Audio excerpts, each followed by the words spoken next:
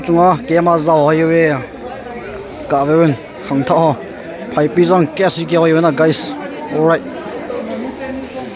ga veun to hai buni phanin durga pura lai ta ma pathin thu kilo na sap thei dan dan he.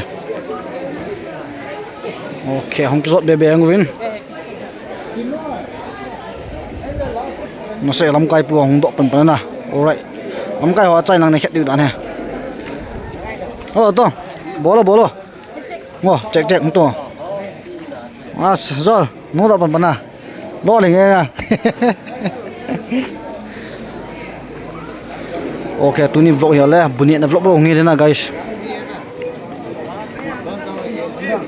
Boy no hani ona. Ok lo liền mo nghe nang nong jin nom cho nghe.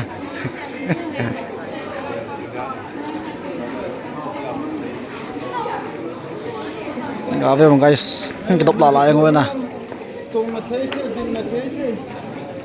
Rocky đình tăng lao chun đình ngô lao chun đình tăng.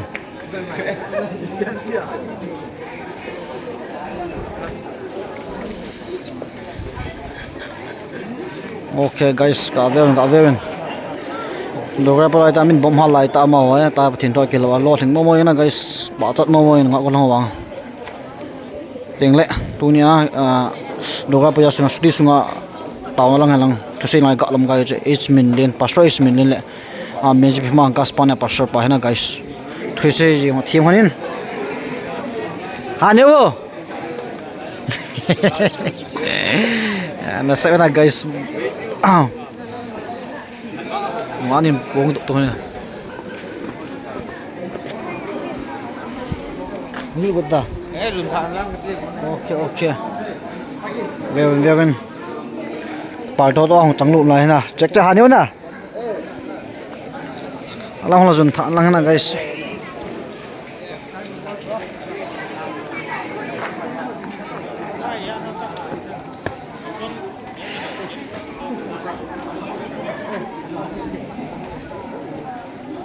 Ngã này đi.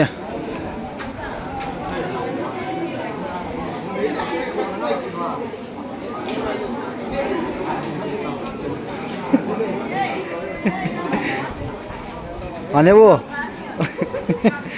Cái thôi. Bu nữa tôi nán siêu vậy. À bố nó bơi.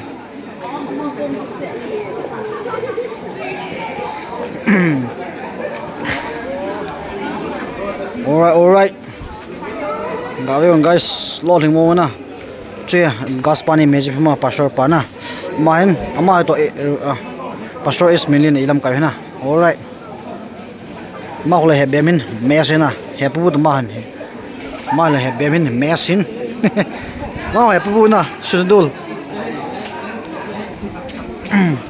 Chu pot ne. Cái điện mo me po ong cho. Bo sport het du la này. Alright. Now nice gạ về ngô sanuk nộ miếng nghe ta sẽ lăng sào làm mà ya pan lại luôn à gạ về riêng luôn. Alright bắt thiên giống hào điên neo hà nè nè điên nè guys cái này luôn đi keng bị tay hà nhớ nè Rocky tôi chạy tàu tùy chơi được tùy nọ phò nó mới nát rồi hà nếu nè các bạn đang làm rồi bù con khẹt rồi hà nếu không tùy thế này rồi tùy cái đu rồi kìa